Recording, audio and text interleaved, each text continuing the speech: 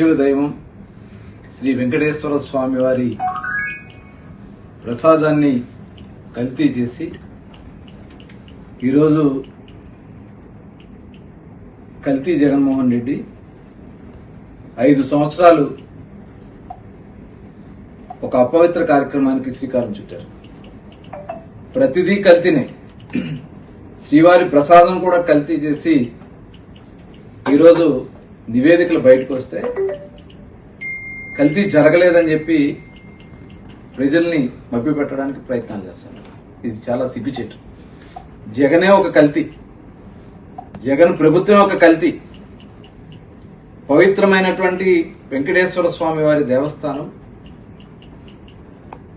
ఆ రోజున ప్రభుత్వం వచ్చిన వెంటనే 2019లో జగన్మోహన్ రెడ్డి ప్రభుత్వం నిబంధనలు సడలించారు.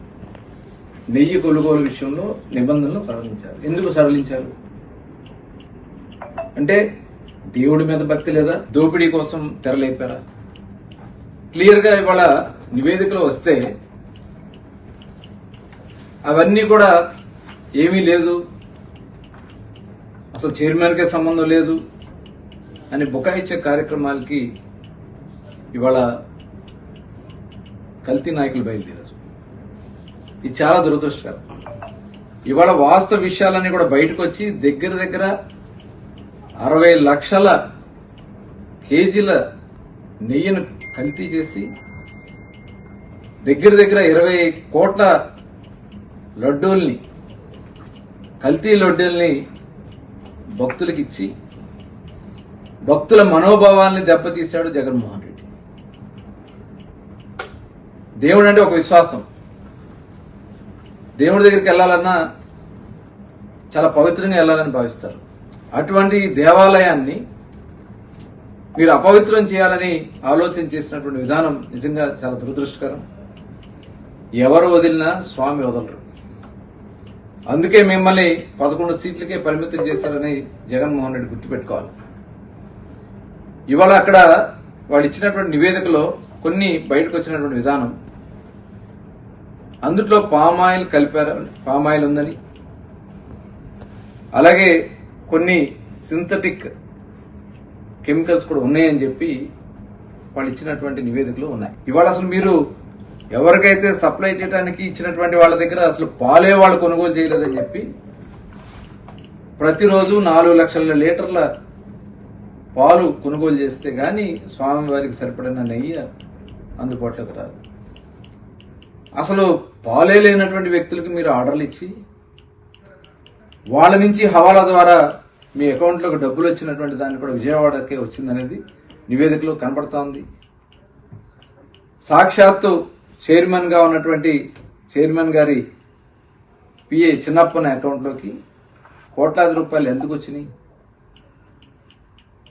ఎలా వచ్చినాయి, అది ఎవరి కోసం వచ్చినాయి, ఇవన్నీ కూడా చెప్పకుండా ఇవాళ ఏమీ లేదు, సిబిఐ ఇచ్చిన నివేదికలో కల్తీ లేదని చెప్పి మాట్లాడుతూ ఉంటే, ఇవాళ అక్కడ మోనో ట్రైక్లైడ్స్ వాడారు, దాంట్లో ఉన్నాయి.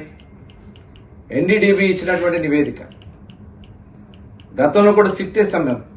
ఏదైతే ప్రభుత్వం వచ్చిన వెంటనే కల్తీ జరుగుతుందనే సమాచారం వచ్చిన వెంటనే సిట్ వేస్తే మరి ఆ రోజున టీటీడీ తెప్పించినటువంటి టెస్టులో, ఎన్డీడీబీ నుంచి వచ్చినటువంటి టెస్టులో అందులో కొన్ని జంతు కొవ్వు కూడా ఉందని చెప్పి వాళ్ళు నివేదిక ఇచ్చారు. ఆ నివేదిక ప్రకారం సుప్రీంకోర్టు వాళ్ళు తీసుకోవడం, దీనికి సిబిఐ ఎంక్వైరీ చేయమని చెప్పి సిబిఐ ప్లస్ సిట్ అధికారులు కలిసి ఇవాళ ఒక నివేదిక అంతా కూడా తయారు చేసి ఇంకా ఫైనల్ నివేదిక రావాల్సింది ఉంది. అందుకని ప్రభుత్వం దీని మీద పూర్తిగా మరి డిస్కస్ చేసి వాస్తవ విషయాలను కూడా ప్రజలకు తెలియజేస్తారు. కానీ ఇవాళ బుకాయింపు చేస్తున్నాడు జగన్మోహన్ రెడ్డి. ఇవాళ జగన్ వాళ్ళ మనుషులను పెట్టి అక్కడ ఏమీ జరగలేదు, ఏ తప్పు జరగలేదు, కల్తీ జరగలేదనే ఒక తప్పుడు ప్రచారానికి సిద్ధపడుతున్నటువంటి వ్యక్తి. అసలు అతనికి హిందూ మతం మీద విశ్వాసం లేదు. నిజంగా హిందూ మతం మీద విశ్వాసం ఉన్న వ్యక్తి అయితే ఇవాళ తిరుమల తిరుపతి దేవస్థానానికి అన్య మతస్థులు వెళ్తే ఖచ్చితంగా డిక్లరేషన్ ఇచ్చి వెళ్ళాలి. ప్రధానమంత్రులు వెళ్లారు, డిక్లరేషన్ ఇచ్చి వెళ్లారు. ప్రెసిడెంట్ ఆఫ్ ఇండియాలో డిక్లరేషన్ ఇచ్చారు. విదేశాల నుంచి వచ్చినటువంటి అనేక మంది అధ్యక్షులు కూడా డిక్లరేషన్ ఇచ్చి వెళ్ళారు. ఇక్కడ ఉన్నటువంటి వ్యక్తి, నేను క్రిస్టియన్ అని చెప్పినటువంటి వ్యక్తి డిక్లరేషన్ ఇవ్వకుండా ఎలా వెళ్ళాడు 5 సంవత్సరాలు?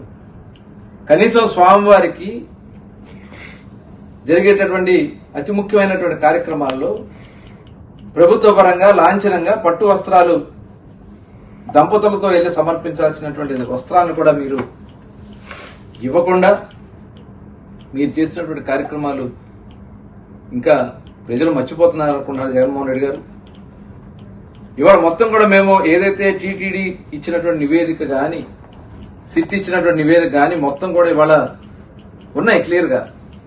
ఇవాళ గతంలో మరి 2019-24లో మీరు సడలించిన నిబంధనల్లో 4 లక్షల లీటర్ల ఆవు పాలు ప్రతిరోజు కొనుగోలు చేయాలనే నిబంధన ఉంటే కేవలం 1 లక్ష పూర్తిగా ఎత్తేసారు. అది 4 అసలు పాలతో సంబంధం లేకుండా నెయ్యి వచ్చని అది పెట్టారు. క్యూ లైన్ లో వీడియోలు తీపిచ్చి దాని మీద తిరుమలని అల్లరి చేయాలని ప్రయత్నం చేశారు.